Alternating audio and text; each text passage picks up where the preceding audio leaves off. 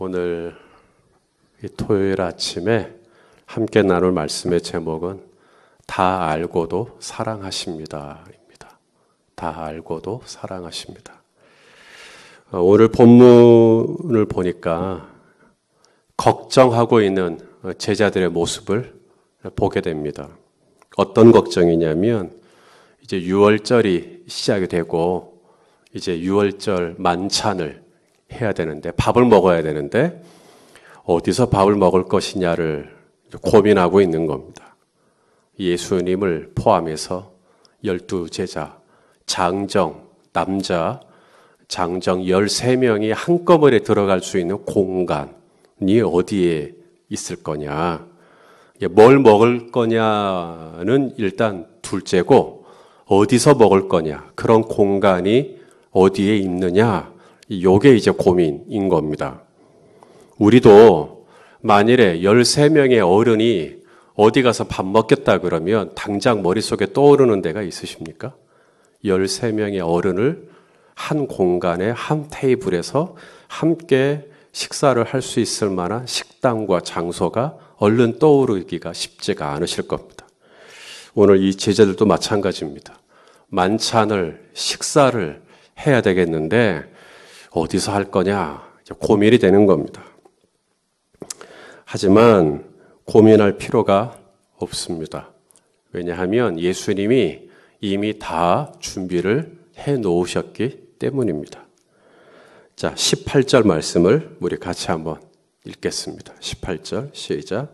이르시되 성한 아무에게 가서 이르되 선생님 말씀이 내 때가 가까이 왔으니 내 제자들과 함께 유월절을 내 집에서 지키겠다 하시더라 하라 하시니. 자, 누구에게 가서 말하라고요? 성한 아무에게. 아무가 사람 이름 아닙니다. 아무에게.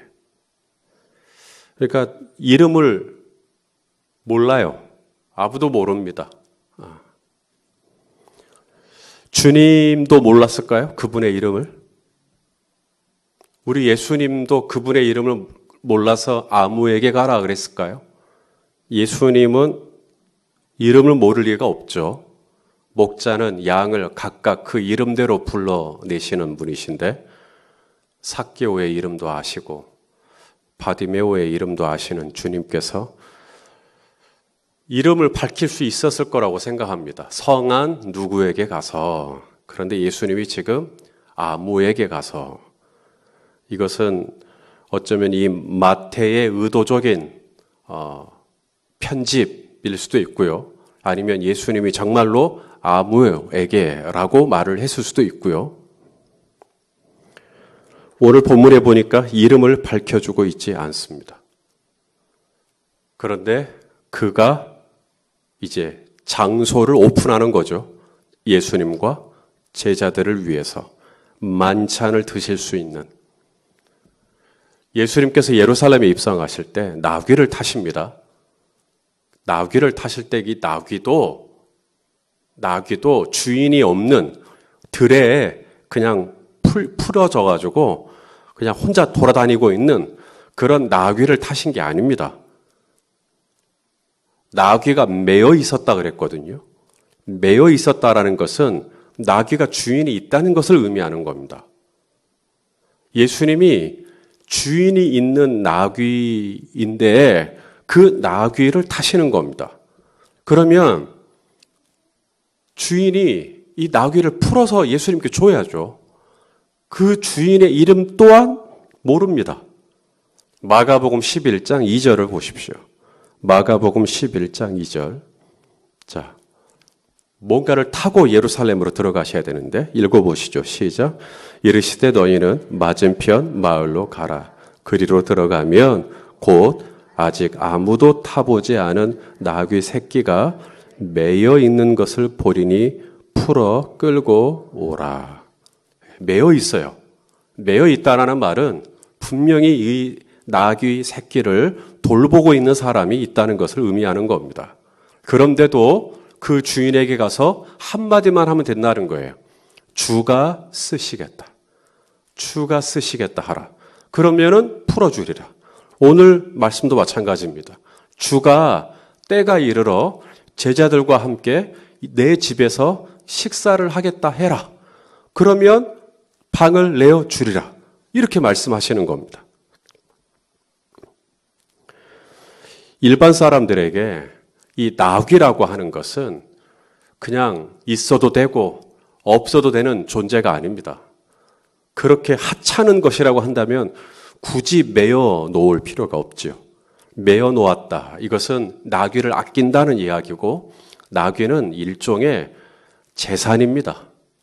나귀를 가지고 있으면 그것이 하나의 미천이 돼요. 물질이라 이 말입니다. 적지 않은. 그런데 그것을 딱 한마디, 주가 쓰시겠다. 그러니까 바로 드려버립니다. 나에게는 정말 소중한 재산의 일부분이지만 주가 쓰시겠다 하니까 내어드립니다.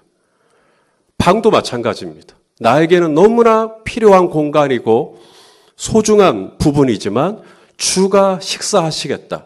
주가 제자들과 시간을 보내시겠다. 그러니까 딱 바로 내어드리는 것이죠. 우리 예수님은 어떤 분이신가? 나의 모든 필요를 아시고 넉넉히 채우실 수 있는 분임을 믿으실 수 있기를 바랍니다. 내가 뭘 타고 가야 될지, 내가 어디서 뭘 준비를 해야 할지, 주님은 한 번도 메어보지 못한 사람을 태워본 적이 없는 나귀도 준비하시고요.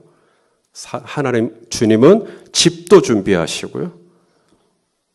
심지어 무명의 사람이라 할지라도 주님은 다 준비를 하십니다.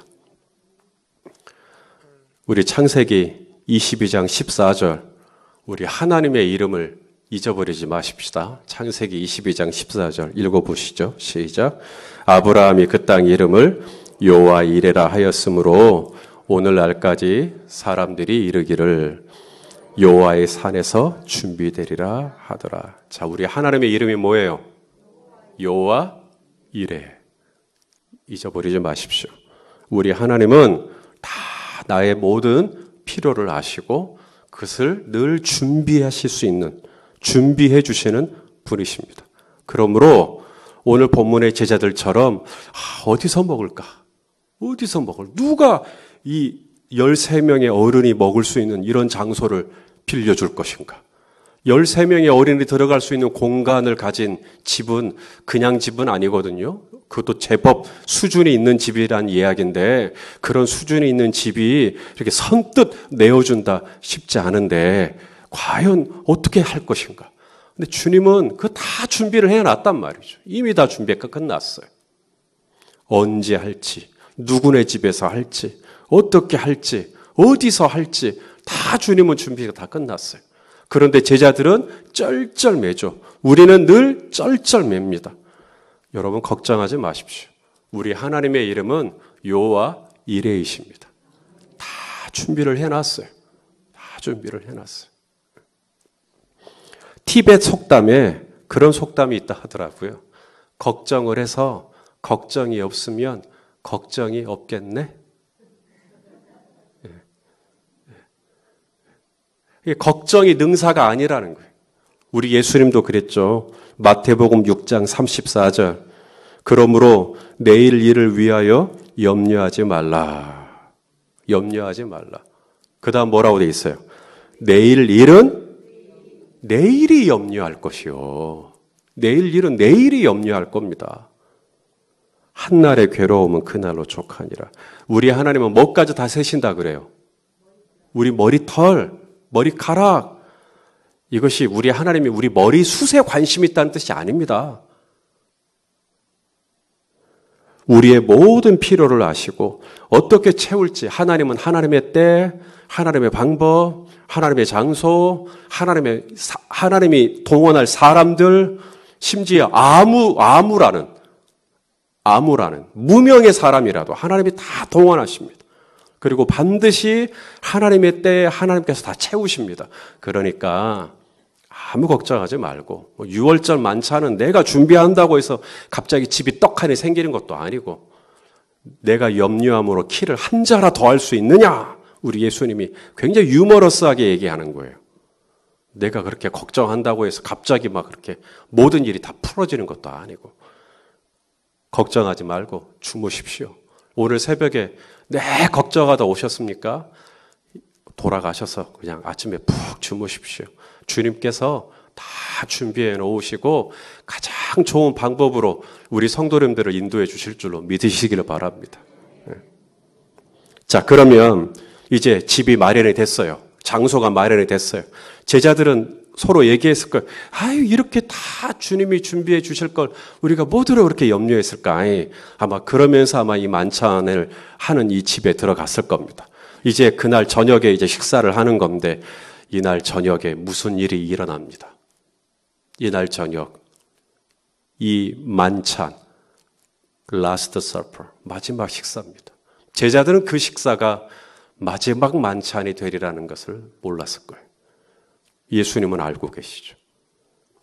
이 만찬에서 우리 예수님은 제자들에게 두 가지를 말씀하십니다. 첫째, 너희 중에 하나가 나를 팔리라. 둘째, 너희가 다 나를 버리고 가리라, 떠나가리라. 이 두 가지를 말씀하십니다. 이게 6월절. 제자들은 이 말 들으려고 준비했던 건 아니었거든요. 그 말 들으려고 이렇게 집을 준비했던 건 아니었는데 예수님이 그날 그 식사를 하면서 너희 중에 하나가 나를 팔 거다. 너희는 다 나를 버리고 떠날 거다. 우리 예수님이 제자들을 참 사랑하시죠. 요한복음 13장 1절에 보니까 6월절 전에 예수께서 자기가 세상을 떠나 아버지께로 돌아가실 때가 이른 줄 아시고 세상에 있는 자기 사람들을 사랑하시되 얼마큼 사랑하셔요? 끝까지. 여기서 이 자기 사람들을 사랑한다라고 할 때 여기에 가룟 유다가 포함되어 있을까요? 왜 대답하기가 주저되세요? 포함되어 있죠. 유다에 대한 예수님의 기본적인 감정은 사랑입니다. 처음부터 사랑하셨고요. 끝까지 사랑하시니라. 그런데 그 사랑하는 제자가 예수님을 은 30에 팔고 그 사랑하는 제자가 예수님을 모른다고 하고 그 사랑하는 제자가 예수님을 버리고 떠나는 것입니다. 자, 예수님이 이렇게 얘기를 한 겁니다. 그날 저녁에 너희가 나를 팔 거다. 너희가 나를 모른다고 할 거다. 너희가 다 나를 버리고 나를 혼자 두게 할 거다. 이런 얘기를 했으면 응당 어떻게 반응해야 할까요? 두려운 마음, 떨리는 마음, 긴장하는 마음, 겁이 나는 마음 가지고 얼른 엎드려서 오 주여 정말로 우리 중에 정말 우리가 그런 일을 한단 말입니까? 주여 두렵습니다. 걱정스럽습니다. 주님 말씀하신 대로 정말 그렇게 될까 걱정됩니다. 왜냐하면 나는 나를 신뢰할 수가 없기 때문입니다. 주여 나의 믿음 없음을 불쌍히 여기시고 내가 홀이라도 주님을 팔거나 부인하거나 버리는 일이 없도록 저의 믿음을 이 연약한 믿음을 흔들리지 않도록 중심을 붙잡아 주시옵소서라고 더 강하게 겸손하게 엎드리고 부복했더라면 얼마나 좋았을까. 그런데 오늘 이 유다의 반응을 보십시오. 유다가 뭐라고 말합니까? 25절입니다. 25절 읽어보시죠. 시작. 예수를 파는 유다가 대답하여 이르되 랍비여 나는 아니지요. 너희 중에 한 사람이 나를 팔 거다. 그러니까 나는 아닐 거야. 그래서 유다가 파는 겁니다. 그래서 유다가 넘어지는 겁니다. 나는 아닐 거야. 나는 그러지는 않을 거야.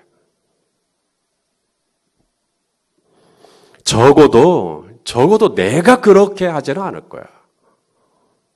그래서 넘어지는 겁니다. 다른 제자들도 마찬가지입니다. 33절 베드로가 뭐라고 말했는가를 보십시오. 자, 시작.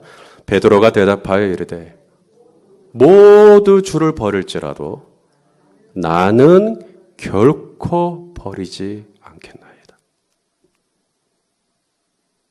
나는 아니지요 이겁니다. 나는 아닐 거라는 거죠. 그래서 넘어지는 겁니다. 계속. 베드로만 그랬어요? 그럼 다른 제자들은요? 자, 오늘 본문이 끝나는 35절입니다. 35절 시작. 베드로가 이르되 내가 주와 함께 죽을지언정 주를 부인하지 않겠나이다 하고 모든 제자도 그와 같이 말하니라. 모든 제자도 다 똑같이 나는 아니라고 생각한 겁니다. 나는 절대 부인할 일 없다고. 나는 절대로 주님을 떠날 일 없다고. 나는 절대로 주님을 버릴 일 없다고. 나는 절대로 믿음을 저버리는 일 없다고. 내가 그럴 일은 없을 거라고. 내가 얼마나 의리를 잘 지키는 사람인데. 내가 얼마나 신의가 있는 사람인데. 나는 한만 하면 한다는 사람이라고. 나는. 그런 말 하시는 분들일수록 난 속으로 더 걱정스러워요. 그런 분들이 넘어지거든요.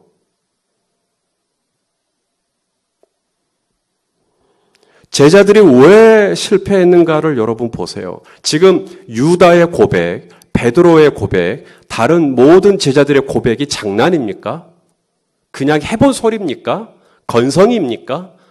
지금 유다가 나는 아니죠 라고 말할 때 지금 이때 당시에 유다는 진심이고 베드로가 다른 사람은 몰라도 나는 절대 부인하지 않겠다고 했을 때 베드로는 누구보다도 진정성 있게 지금 얘기한 거고 다른 제자들도 우리도 그러지 않겠다고 얘기할 때도 뻥 아닙니다. 진짜로 그러겠다는 얘기입니다.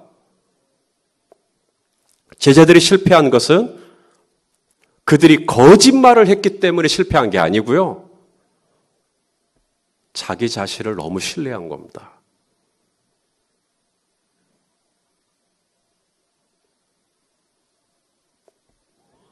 유다는 팔아도 나는 안 팔 거야. 베드로는 부인해도 나는 부인하지 않을 거야. 다른 제자들은 버렸다고 나는 안 버릴 거야. 어떤 목사님은 설교를 표절했대. 난 절대 그럴 일 없을 거야. 다른 목사님은 교회 재정에 손을 댔대. 나는 그럴 일 없을 거야. 다른 목사님은 교회 자매랑 부정한 일을 저질렀대. 나는 그럴 일 없을 거야.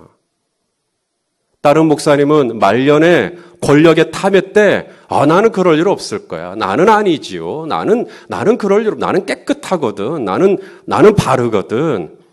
그래서 넘어지는 겁니다. 성경은 이렇게 얘기합니다. 고린도전서 10장 12절에 그런즉 선줄로 생각하는 자는 넘어질까 조심해라. 선줄로 생각하는 자. 나는 아닐 거야.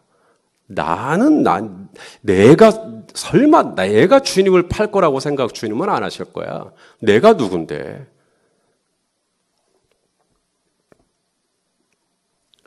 고린도전서 10장 7절에서 11절 말씀을 볼 건데요. 개역 한글 번역으로 보려고 합니다. 고린도전서 10장 7절에서 11절을 보여주십시오. 개역 한글로 보여주시고요. 거기 보시면 이스라엘의 실패가 나옵니다. 이스라엘의 넘어짐. 이스라엘이 광야에서 넘어지죠? 이스라엘이 광야에서 실패합니다. 왜 이스라엘이 이렇게 실패하고 넘어졌나? 그 이스라엘이 넘어지는 걸 보고 나는 아닐 거야. 이스라엘은 넘어졌지만 나는 이스라엘처럼 넘어질 리 없어. 그러면 당신도 넘어질 겁니다. 이스라엘의 광야에서 넘어진 것을 성경에 이렇게 일일이 기록한 이유가 있겠죠. 성경이 이스라엘의 넘어짐을 자세히 기술해 놓은 까닭이 있겠죠. 자, 읽어보시죠. 이유가 무엇인지. 자, 7절부터 읽겠습니다. 시작. 저희 중에 어떤 이들과 같이 너희는 우상 숭배하는 자가 되지 말라. 기록된 바 백성이 앉아서 먹고 마시며 일어나서 뛰논다 함과 같으니라. 저희 중에 어떤 이들이 간음하다가 하루에 2만 3천 명이 죽었나니 우리는 저희와 같이 간음하지 말자. 저희 중에 어떤 이들이 주를 시험하다가 뱀에게 멸망하였나니 우리는 저희와 같이 시험하지 말자. 저희 중에 어떤 이들이 원망하다가 멸망시키는 자에게 멸망하였나니 너희는 저희와 같이 원망하지 말자. 저희에게 당한 이런 일이 거울이 되고 또한 말세를 만난 우리의 경계로 기록하였느니라. 이스라엘이 우상 숭배하다가 망하고 간음하다가 망하고 하나님 시험하다가 망하고 하나님 원망하다가 망하고 왜 이런 이야기를 우리에게 적어주셨나? 왜 이런 이야기를 우리에게 쭉 보여주셨나? 뭐가 되라고? 거울! 경계! 너도 조심해라. 너도 조심해. 손목사 너도 조심해라. 손목사 너도 까딱하면 잘못한다. 너도 까딱하면 넘어질 수 있다. 그런데 어느 목사님이 무너지고 어느 목사님이 변질되고 어느 목사님이 변해 그럴 때마다 나는 아닐 거야. 그러면 저 넘어지는 건 순식간입니다. 언제나 누가 넘어졌다더라 다음날 신문에 올라오면 그것이 거울이 되고 그것이 경계가 되어 늘 저를 경고하게 하고 그것이 저를 두렵게 하고 그것이 저를 떨리게 하고 그것이 저를 하나님 앞에 엎드리게 하는. 그래서 다음날 바로 페이스북에다가 누구는 이렇다더라 흉을 보고 험담을 하고 비판을 하고 비난을 하는 게 아니라 나도 그럴 수 있다라는 사실을 다시 한번 기억하고 더 하나님 앞에 엎드리는 계기로 삼아야죠. 나는 아니일 것처럼 나는 절대 그럴 리 없을 것처럼 하는 게 아니라 여러분 오늘 이 제자들이 실패합니다. 만찬의 자리에서 예수님께서 분명히 말씀하셨고 그리고 그 일은 그대로 다 이루어졌습니다. 왜 그랬을까요? 제자들이 진정성이 없어서가 아니라 너무 내 힘과 내 의지를 믿는 거예요. 난 절대 그럴 리 없을 거라고 하는. 내 믿음과 내 신앙은 내 의지로 지켜내는 게 아닙니다. 오직 하나님의 은혜로 지켜지는 겁니다. 정말로. 하나님의 은혜가 아니면 오늘 지금 내 안에 있는 이 믿음은 내가 목사라고 해서, 내가 장로라고 해서, 내가 권사라고 해서 이 직분이 나를 지켜주는 거 절대 아닙니다. 자, 데살로니가전서 5장 23절, 24절입니다. 데살로니가전서 5장 23절, 24절. 자, 다 같이 읽어보시죠. 시작. 평강의 하나님이 친히 너희를 온전히 거룩하게 하시고 또 너희의 온 영과 혼과 몸이 우리 주 예수 그리스도께서 강림하실 때 흠없게 보존되기를 원하노라. 너희를 부르시는 이는 미쁘시니 그가 또한 이루시리라. 누가 나를 지켜줘요? 하나님의 은혜가. 내 힘과 내 의지와 내 결단이 아니라 이 말입니다. 그러니 설교할 때 여러분 결단하십시오. 여러분 결정하십시오. 여러분이 의지로 싸우십시오. 백날 실패합니다. 오직 하나님의 은혜를 의지해야 합니다. 또 엎드리시고요. 또 주님의 은혜 붙잡으시고요. 정말 두렵고 떨리는 마음으로 하루하루 주님의 옷자락을 붙들고 늘어지지 않으면 우리는 또 무너집니다. 그 넘어지신 분이나 아직 안 넘어진 나나 50보 100보입니다. 오늘 이 하루도 내가 묵상했으니까 나는 오늘 이길 거야. 오늘 이 하루도 내가 새벽기도 했으니까 나는 이길 거야. 오늘 아침에 내가 금식했으니까 나는 이길 수 있을 거야. 여러분, 내가 했던 이 종교적인 행위가 나를 지켜내는 건 아닙니다. 하나님의 은혜가 아니면 내가 오전에 무슨 행위로 하나님 앞에 드렸던지 간에 하나님의 은혜가 순간순간 나를 저녁 침상 때까지 지켜주지 않으면 우리는 또 이상한 생각을 하는 연약한 존재라 이 말입니다. 하나님의 은혜가 절대적으로 필요한 죄인 중에 죄인이죠. 그러니 오늘도 우리 하나님의 은혜를 의지하고 하나님이 나를 지켜주시는 그 은혜를 붙들 수 있는 저와 여러분 될 수 있기를 바랍니다. 자, 넘어졌어요. 그래도 넘어졌어요. 어떡하실랍니까? 나는 정말 주님의 은혜 의지하려고 했는데 또다시 주님을 부인했고 또 주님을 버렸고 또 주님을 팔았고 그럼 어떡하시겠어요? 낙심하지 마십시오. 왜냐하면 우리 주님은 다 아셨어요. 유다가 넘어질 걸 아셨고 베드로가 넘어질 걸 아셨고 제자들이 넘어질 걸 아셨고 저희가 넘어질 걸 아셨고 우리 성도님들도 넘어질 걸 다 아셨어요. 그런데도 우리 주님은 저와 여러분을 끝까지 사랑하십니다. 우리가 넘어지는 것이, 우리가 실패하는 것이 우리를 향한 주님의 사랑보다 크지 않아요.